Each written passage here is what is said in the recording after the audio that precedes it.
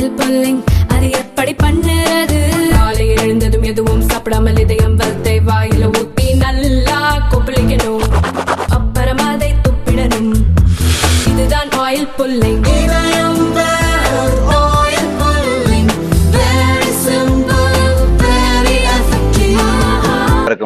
வணக்கம்.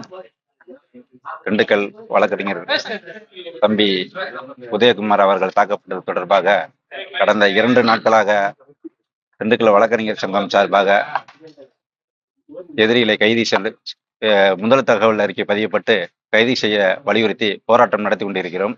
அதன் தொடர்ச்சியாக இன்று காலை நீதிமன்ற பணிகளில் காவலர்கள் வருவதை தடுக்கும் போராட்டம் நடைபெற்றுக் கொண்டிருந்தது. அதுவும் சிறப்பாக நடைபெற்றுக் கொண்டிருக்கிறது. மற்றும் தற்பொழுது இன்று காலை 11:30 மணி அளவில் மாவட்ட நீதிபதி அவர்கள் தலைமையில் மாவட்ட குற்றவியல் அரசு வழக்கறிஞர் மற்றும் திண்டுக்கல் தலைமை குற்றவியல் நீதித்துறை நடுவர் அவர்கள் முன்னிலையில் தலைவர் என்ற முறையில் எனக்கும் அழைப்பு வந்தது. நாங்களும் கலந்து கொண்டோம். மாவட்ட கண்காணிப்பாளர் எஸ்பி அவர்களும் கலந்து கொண்டார்கள். இந்த பேச்சுவார்த்தையில் மாவட்ட நீதிபதி அவர்கள் முதல் தகவல் அறிக்கை பதியப்பட்டும் இதுவரை ஏன் கைது செய்யப்படவில்லை என கேட்டார்கள். அதில் குறிப்பிட்டுள்ள 2 குற்றவாளிகளும் மருத்துவமனையில் இருப்பதாகவும் மற்றவர்களை கைது செய்ய நடவடிக்கை எடுப்பதாகவும் உறுதி கூறியுள்ளார்கள். இன்று மாலைக்குள் நல்ல செய்தி வரும் என எதிர்பார்க்கிறோம். அவ்வாறு குற்றவாளி கைது செய்யும் பட்சத்தில் அடுத்த கட்ட நடவடிக்கை என்ன என்பதை எங்களது சங்க கூட்டம் கூட்டி முடிவு செய்யப்படும் என தெரிவித்துக் கொள்கிறேன்.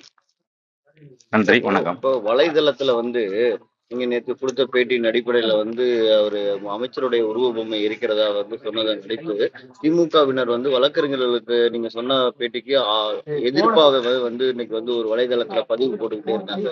அதை பத்தி நீங்க உங்களுடைய கருத்து? வலைதளத்துல பதிவு போறதெல்லாம் நம்ம பெருசா நினைக்க கூடாது. நம்ம வழக்கறிஞர் சங்க நலனுக்காக போராடிட்டு இருக்கோம். ஒரு வழக்கறிஞர் தாக்கப்பட்டிருக்கார். அந்த நோக்கத்தை சிதைப்படுத்துங்க அப்படிங்கிறக்கா யாரோ ஒரு சிலர் கருத்துக்களை பரப்பலாம். அதை பெருசுபடுத்த வேண்டாம். நம்ம எங்களோட நோக்கம் நாங்கள் அதில் டைவெர்ட் பண்ணுறதுக்காக இல்லை. எங்களோட நோக்கம் உதயகுமார் தாக்கப்பட்டவர்களை கைது செய்யணும் அப்படிங்கிறதோடு மட்டும்தான். அதோட மட்டும்தான் நாங்கள் நிற்கிறோம். அதில் உறுதியாக இருக்கோம்.